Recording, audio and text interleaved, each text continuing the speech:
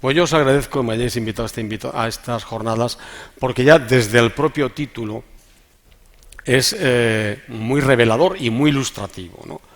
Porque conjugáis la riqueza con el trabajo y la tecnología, que mira por dónde son los dos factores que al menos desde la última mitad, la segunda mitad del siglo XX, son los dos factores que más determinan la creación de riqueza y de la forma más solvente esta riqueza en cualquier país desarrollado que se precie.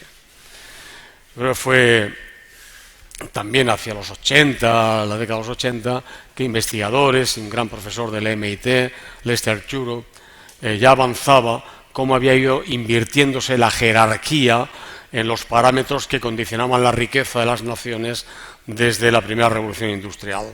Si al principio eran las materias primas que obtenían las metrópolis de las colonias, el capital para transportarlas y transformarlas con tecnologías muy elementales para manufacturas primarias, y finalmente mano de obra abundante, normalmente sobre todo que fuese barata y sin necesidad de grandes cualificaciones.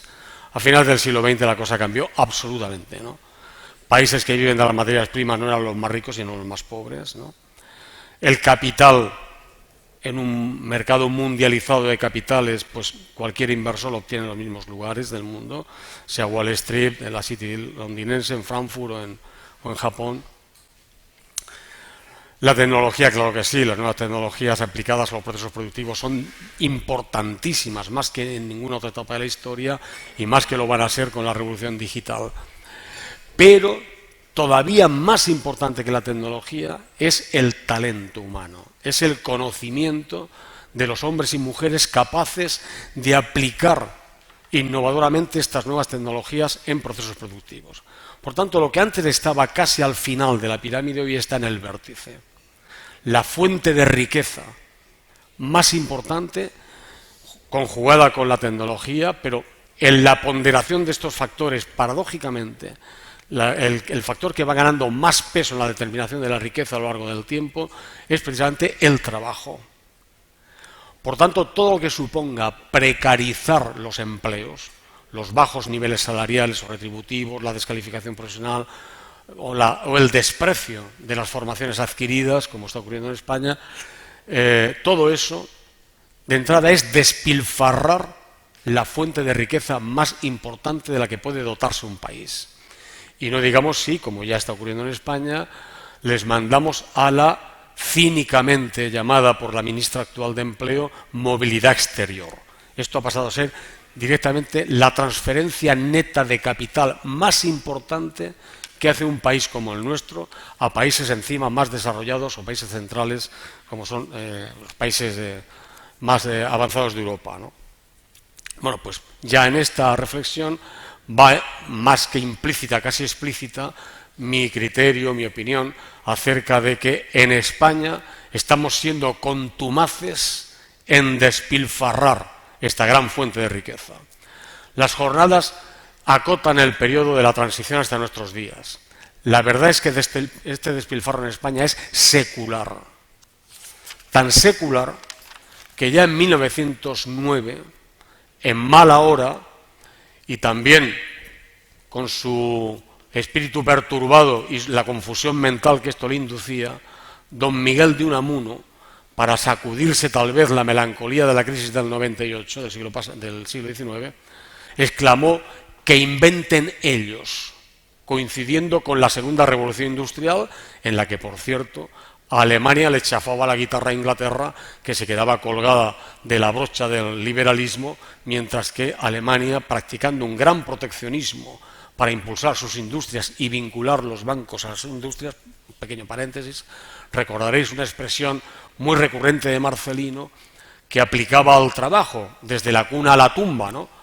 Estaba mal aplicada la expresión y encima nos granjeó alguna incomprensión porque decía que los sindicatos, comisiones obreras, estábamos propugnando la rigidez laboral. No. Esta frase de la cuna a la tumba se acuña en la segunda revolución industrial en Alemania para describir el vínculo, la relación entre sus bancos y sus sectores industriales, que así llovieran chuzos de punta, apostaban por aquel desarrollo industrial hasta que conseguían ponerlos en marcha y rentabilidades importantes, ¿no? Bueno, en España, sin embargo, con aquella exclamación de un confuso intelectualmente en ese momento y perturbado emocionalmente, quien le tomó la palabra al pie de la letra fueron los que tenían las perras, los ricos de este país, que, como decía mi paisano Miguel Hernández, los grandes patriotas, que en España se han caracterizado porque cada vez que hablan de patria se echan la mano a la cartera. Y estos bien que buscaron de inmediato, en aplicación literal de la frase de Unamuno, negocios en los que obtener el máximo beneficio en el menor corto plazo posible, con la menor inversión y sobre todo con el menor riesgo. Y esto ha sido siempre la tierra. Más recientemente, un estudio que se acaba de publicar, hecho entre investigadores de la Universidad Carlos III de Madrid y la London School of Economics de París, que se ha titulado La riqueza en España 1900-2014. Está hecho con los datos extraídos de la base de datos mundial de la riqueza y los ingresos. Es un departamento autónomo, pero en fin, está patrocinado por la OCDE, muy riguroso en este campo, y la serie que se estudia es tan larga como para ser científicamente muy solvente. Sería, en fin, abusar de todo, pero la conclusión fundamental es que caracterizan a nuestro país como España el país de las dos tierras. La tierra agraria a principios del siglo XX y la tierra urbana a principios del siglo XXI. En este larguísimo periodo de más de un siglo se concluye que más del 70% del incremento patrimonial en nuestro país y la formación bruta de capital ha estado vinculada a la tierra, antes agraria, insisto, después el ladrillo.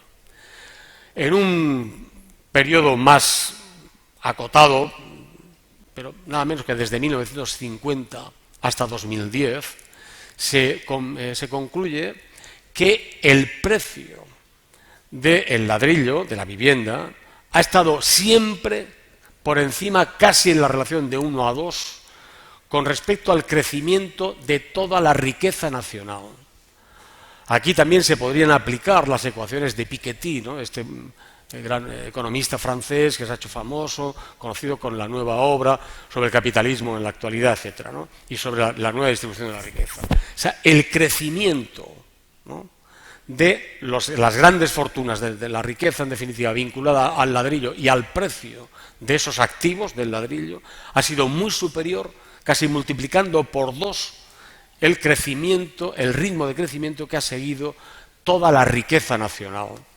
Y eso ha inducido, la otra parte de la que se analiza en las jornadas, una gran desigualdad en la distribución de la riqueza que se ha mantenido hasta el día de hoy. Exactamente en este caso se examina de los años 80, pero incluso antes se podría decir igual. De tal manera que el 10% más rico de la población mantiene entre el 50 y el 60% del total de la riqueza. Invariablemente desde entonces también se da que el 50% más pobre de la población apenas acumulan entre el 5 y el 10% de esa riqueza nacional. Bueno, tenemos que analizar desde la transición hasta nuestros días y efectivamente este patrón de comportamiento de la economía española, que tenía como corolario en este caso no empleos más cualificados, sino más baratos y escasamente cualificados, efectivamente se ha dado desde la transición a nuestros días. En la transición, exactamente en la transición, si la consideramos desde los años 74 en adelante, podemos decir que ya hay las primeras reformas laborales. Como bien sabéis, por un estudio que hizo el sindicato hace unos años, desde la aprobación del Estatuto de los Trabajadores hemos tenido 52 reformas laborales, ciertamente de muy diferente envergadura y en diferentes momentos, con impacto según el momento histórico en el que se han hecho. Pero antes de eso hay que reconocer, hay que saber que hubo ya reformas laborales, ¿no? La ley de contrato de trabajo en España estaba vigente desde 1944 hasta exactamente el 8 de abril del 76, en la que se hace una primera ley de relaciones laborales. Algunos se sorprenderá, pero se establecían, sí, indemnizaciones de 60 días por año, de 2 meses por año trabajado. se daba al trabajador el derecho a elegir entre readmisión o ser indemnizado en caso de despido improcedente. Pero dicho eso, hay que decir también que en esa ley se estipulaba jornada laboral de 45 horas semanales, vacaciones de tan solo 21 días, y el salario promedio en España entonces era el 40% del salario promedio de los países de la comunidad, de entonces el mercado común. Ha hecho mención la compañera a mi despido a la Michelin. A mí ya me habría gustado porque me despiden en una huelga que duró 105 días, que empezó en febrero del 76, y precisamente nosotros luchábamos para que nos aplicaran las 45, no 35, las 45 horas semanales, puesto que la multinacional nos obligaba a hacer 48 a la semana. De tal manera que en turnos de mañana, tarde y noche, si tú salías de trabajar de una quincena de noche, salías el domingo a las 6 de la mañana y empezabas el ciclo en el turno de mañana, que eran quincenales, tenías que plegar a las 6 de la mañana del domingo y volver al curro a las 6 de la mañana del lunes. O sea, no tenías ni 24 horas escasas de descanso. Bueno, por eso hicimos una huelga de 105 días. O sea, y esta reforma laboral, pues a nosotros no se nos aplicó, tuvimos que pelearlo frente a la multinacional. Bueno, en ese momento, en aquel periodo, cada 6 meses se fueron haciendo modificaciones de las leyes laborales mediante decretos, siempre con el mismo pretexto, medidas urgentes económicas para paliar los desequilibrios que se estaban generando.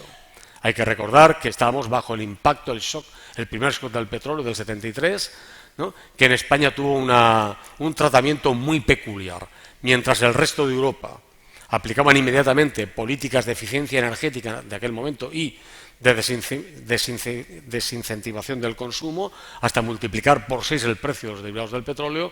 Franco, el último franquismo, para contener la contestación social, lo que hizo fue, por el contrario, subvencionar el precio de las gasolinas. Aquí el precio apenas subió la mitad y fomentó las importaciones de tal manera que aumentaron en un 300% las importaciones de derivados energéticos en tan solo 2 años. Teníamos simultáneamente un saldo comercial negativo, una inflación que estaba en el 16%, llegaría al 26 y pico en el 77, ¿no?, y otros desajustes macroeconómicos. Por ir resumiendo, cada 6 meses se hacen estas reformas, siempre de la misma manera, para ir abaratando los despidos. Ese despido de 60 días, la verdad es que prácticamente no lo gozó nadie, porque al mismo tiempo la ley de procedimiento laboral de la época jamás llegó a estipular, a establecer cómo se procedía en este caso, de tal manera que se daba lo que se llamaba el incidente de no readmisión, porque ningún empresario admitía la opción del trabajador a ser readmitido y tenía que ser siempre indemnizado, ¿no?, y no precisamente por esas cuantías. Pero bueno, la filosofía siempre era la misma, ¿no? El principal causante de nuestros procesos inflacionarios y nuestros desajustes macroeconómicos es los costes laborales. Y así llegamos a los pactos de la Moncloa. Yo resumiré lo más que pueda. Quedan 5 minutos. Bueno, pues entonces en 5 minutos vamos a ver. 5 minutos, 40 años, es jodido. Diré que los pactos de la Moncloa fueron objeto de un gran consenso político fructífero, porque nos llevaron a la Constitución del 78, y un gran consenso económico y social desperdiciado, muy desperdiciado. Lo digo incluso en plan autocrítico, ¿no?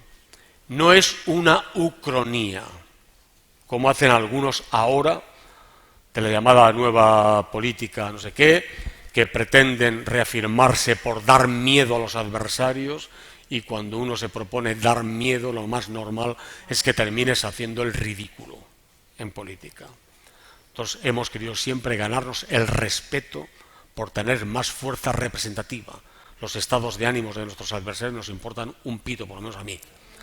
A mí lo que me importa es que nos respeten por la fuerza que seamos capaces de ir acumulando y aumentando la diversificación de nuestra representatividad. Pero bueno, decía esto porque no es reconstruir un pasado imaginario con datos del presente. Desgraciadamente son datos del pasado reales que económicamente no supimos verlos, o tuvimos por encima de todo, y yo De esto no solamente no me arrepiento, me siento orgulloso, que los trabajadores y comisiones obreras en particular antepusiésemos a cualquier reivindicación corporativa o sindical la gran reivindicación que era la libertad y la democracia, pues, insisto, no es motivo de arrepentimiento, pero sí es motivo de análisis por algo que ha dicho Unai antes y que yo me felicito muchísimo por su intervención. Porque más que por ponernos a rezar, es necesario que aprendamos del propio análisis económico y social de este tipo de experiencias, porque tienen un gran valor para afrontar los retos actuales. La intervención de Unai a mí me ahorra bastante, porque efectivamente él mismo ha dicho que en la situación actual, ante esta reforma laboral, es indisociable la dimensión sindical de la sociopolítica de comisiones obreras. La reforma laboral y sus consecuencias, sus impactos sociales, lamentablemente no se pueden conjurar, no se pueden contrarrestar solo en el ámbito de la negociación colectiva. Se requiere de una batalla mucho más allá. Además de, claro, no bajar la guardia y estar tensionando, como él suele decir, la negociación colectiva. A mí la intervención de Unai me reafirma en un comportamiento y en una reflexión ya de hace muchos años. El comportamiento es no ejercer de ex. Yo me propuse, al dejar secretaría general, no ejercer de ex secretario general. Primero, porque es malo para la salud mental. Ejercer en el presente de lo que uno fue en el pasado es tentar la melancolía y de ahí sale la depresión y muchas cosas muy malas para la salud mental. Y segundo, por sentido del ridículo, ¿no? Porque uno ejerce de eso y planea como una sombra sobre lo que estuvo, en este caso comisiones obreras. En las sombras anidan los fantasmas que hacen fantasmadas. Entonces yo, como he visto también con su intervención, me reafirmo en otra reflexión vieja, ¿no? Siempre he creído que el grito de los nostálgicos de que cualquier tiempo pasado fue mejor es una soberana estupidez y una injusticia, porque es tanto como infravalorar el esfuerzo de los que nos antecedieron, porque según esa frase no sirvió para nada, ¿no? Cualquier tiempo pasado fue sencillamente anterior y ya está, ¿no? Y cada cual tiene los retos que tiene que asumir y como he visto, y yo me veo tan reconocido que no es necesario abundar más en esto, ¿no? Bueno, entonces, en esta idea es por lo que decía que los pactos de la democracia, desde el punto de vista económico y social, tienen que ser analizados crítica y, en mi caso, autocríticamente, porque los asumí, los compartí, aunque los sindicatos no fuimos ni siquiera convidados de piedra a aquellas mesas de negociaciones, pero era falso de toda falsedad lo que decía Fuentes Quintana en los criterios previos que nos tragamos en los pactos de la Moncloa, de que los incrementos salariales en España desde los años 40 hubiesen sido el 14%, hubiesen sido los causantes de la inflación y tal. Mentira. Los salarios estuvieron congelados en España nada menos que hasta el año 58, que se da la primera ley de convenios colectivos, y aún así, con el vertical, en ausencia de libertad, etcétera, con un salario mínimo interprofesional bajísimo, es decir, todo eran ingredientes para presionar a la baja los salarios y nada de rigideces. Sin libertad, la mayor flexibilidad, la manga ancha, la tiene siempre el patrón, siempre, por definición. Igual que era absolutamente irresponsable, ¿no?, decir que el 65% de los costes de las empresas eran costes laborales, cuando estaba la situación que acabo de describir solamente con los costes energéticos. Pero es más, hasta el Banco de España hace 4 días quiero decir, en 2011, publicaba datos de la época de expansión y aún en el 2007, con tasas de asalarización infinitamente mayores que las que había en los años 50 y 60, para que os hagáis una idea, todavía en 1966 el 31,7% de nuestra población activa estaba en la agricultura y la tasa de asalarización en España era del 45% hasta 1960. Por tanto, todavía más falso que los costes laborales, que en 2007 eran del 15% en la estructura de costes de las empresas, fuesen a ser del 65% en los años 60 y tampoco en los años 70, ¿no? En fin, con esos parámetros, con esas, digamos, coordenadas previas, se construyeron los pactos de la Moncloa para conjurar desequilibrios macroeconómicos, especialmente la inflación, etcétera. No se cumplió nada, ninguno de los compromisos que habrían servido para controlar de verdad los precios, etcétera, y todo se cargó sobre los salarios. Ya entonces era también falso, ¿no?, que la competitividad de un país europeo se ganase con vía precios y salarios, reduciendo los salarios. Un economista que, aunque de origen húngaro, había hecho su carrera en Cambridge, Nicholas Kaldor, que le iban a dar el premio Nobel en el 78, el pobre se murió, ya había avanzado que precisamente los países industrializados, si abundaban en competir vía precios y salarios, paradójicamente perdían competitividad, porque la competitividad más solvente y sostenible era la que se basaba en la productividad. Y productividad no por cabeza empleada, que esto es más fácil, ¿no? En España podemos ver que cuando hay una crisis y se destruye mucho empleo, aumenta la productividad, pero claro, es una productividad ineficiente y pasiva, porque la producción de la economía es superior a las cabezas empleadas, ¿no? Y el reparto, la división sale a más.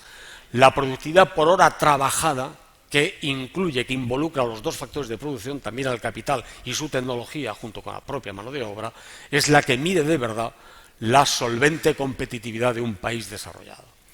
Bueno, esto era ya falso en los años 70, sobre eso se quiso construir estas ecuaciones, ¿no?, para ganar más competitividad y crear más empleo.